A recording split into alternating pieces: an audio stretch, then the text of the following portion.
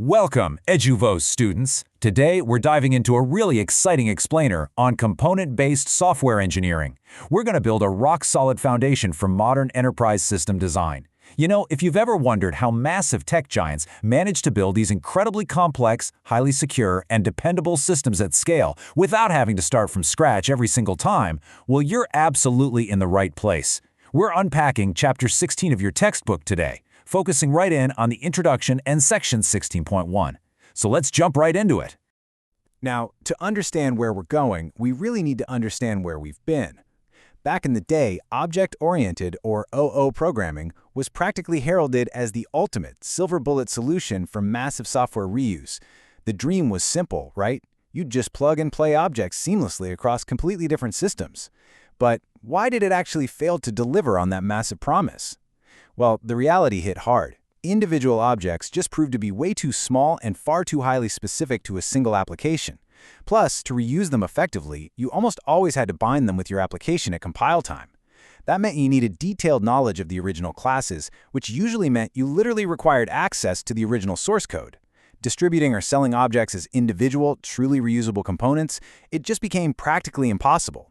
And that frustration is exactly where component-based software engineering, or CBSE, steps in.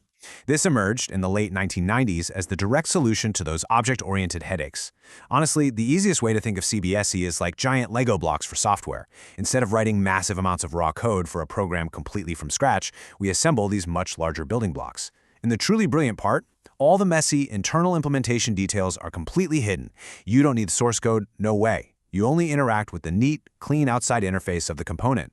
It is absolutely the cornerstone for building secure, dependable software incredibly fast. So here is our game plan for today's lecture. We'll start with the promise of CBSE, cover the essentials of component engineering, define what a software component actually is, tackle provides and requires interfaces, look at models and middleware, and finally wrap up with a summary of key exam facts. All right, kicking things off with part 1. The promise of CBSE and how we are moving well beyond single objects. We are fundamentally shifting our mindset here. We're moving away from writing raw code to a world where we prioritize assembly. And to make this assembly possible, there are 4 key pillars you need to know. First up, we need independent components. These have to be completely specified by their interfaces, maintaining a very strict boundary between that interface and the hidden implementation inside. Second, we need component standards, which are basically set by a component model. This standardizes interfaces so components can actually integrate, even if they were written in completely different programming languages. Third, we require middleware support. This is the background software handling all the communication and integration, so developers don't have to sweat the low-level stuff. And fourth, we need a specific CBSE development process, a process that's actually geared towards evolving your requirements based on the components you can realistically find and reuse. Moving right along to part 2. Let's actually define a software component by reconciling what the experts say.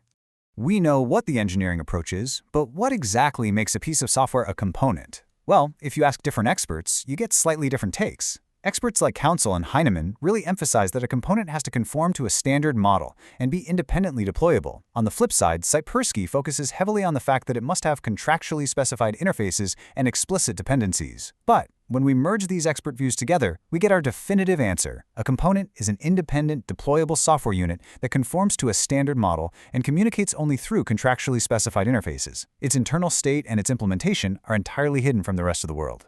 When we put that definition into practice, a true, reusable component has to tick 5 essential boxes. Let's walk through them. Number 1, it must be composable. That means all external interactions only happen through publicly defined interfaces. Number 2, it's deployable. It has to be a self-contained, binary entity that just works on a component platform. The user shouldn't have to compile it themselves. Number 3, it's documented, so potential users know exactly what it's supposed to do. Number 4, it is completely independent. It can be deployed without relying on any random, unspecified external components. And finally, number 5, it has to be standardized, meaning it conforms to a specific component model. If your software unit is missing even one of these traits, actually scratch that. It's just not a true component. Okay, listen up for part 3, because this is a massive exam focus area. Provides and requires interfaces. I really need everyone to pay close attention here, because we're looking at exactly how these components talk to each other, and it's a huge testable concept. We use a ball and socket analogy for this. When you view a component as a service provider, every single interaction happens through interfaces, and there are two distinct types you have to know. Students mix these up all the time, so let's make it crystal clear. The provides interface is essentially the component's API. It defines the specific services that this component offers to the rest of the system. Think of this as the ball. On the other hand, the requires interface specifies exactly what external services this component must get from the outside world in order to function properly. If it doesn't get those external services, it simply won't work. Think of this as the socket. Let's look at how this plays out visually in a standard UML diagram. Imagine we have a data collector component. If you look at the right side of the component, you'll see lines ending in full circles. Those are the provides interfaces. That's the API. Our component provides external services like add sensor, start sensor, and stop sensor. Now look over at the left side. You'll see a line ending in a semicircle. That is the requires interface. This specific component requires a totally separate sensor management service to do its job. So when you're building a system, you connect components by fitting the full circle of one component right into the semicircle of another. It's a perfect ball and socket connection. All right, let's roll into part 4, component models and middleware. So we've established that independent components are like Lego blocks. But here's the thing. Lego blocks only snap together so perfectly because they are manufactured to exact, heavily standardized dimensions. Software components are no different. They only work together if they follow the exact same rules. And those rules, they're defined by a component model. Simply put, a component model is a definition of standards for component implementation, documentation, and deployment. This is what guarantees that components built by completely different developers on opposite sides of the world can seamlessly interoperate. Some common enterprise examples you'll definitely run into out in the field include the Enterprise Java Beans model, usually just called EJB, or Microsoft's .NET model. Now, every single component model lays down the law across 3 main categories. First up are interfaces. The model dictates exactly how interfaces are defined and which specific interfaces a baseline component must have. Second is usage information. This includes strict naming conventions so components can actually be found over a remote network. It includes access to metadata so users understand what the component does, and rules for customization, which lets you tailor a generic component for a specific business environment. And third is deployment. The model tells us exactly how the binary component must be packaged, what documentation has to be included, and how future upgrades or replacements will be handled. But having a set of rules just isn't enough, right? We need an actual environment to enforce them and support the components running inside. That is exactly where middleware steps in. Middleware is essentially software that acts as a container to host your components. You can kind of think of it as an operating system specifically built for your components.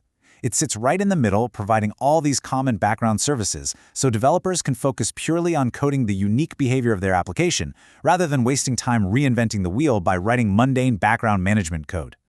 To give you an idea of how much heavy lifting it does, middleware provides 2 distinct categories of services. Down on the bottom layer, we have platform services. These are the fundamental, nitty-gritty services that allow components to address each other and communicate across a distributed network. Then on the top layer, we have support services. These are those common background tasks I just mentioned. Instead of every single developer writing their own custom security code for every single component, the middleware just provides a standard security service to authorize users. It also manages database persistence, handles complex transaction management, and deals with concurrency so multiple components can operate safely at the exact same time. The developer simply drops their component into this middleware container, and boom, it instantly gets access to all these incredibly powerful services.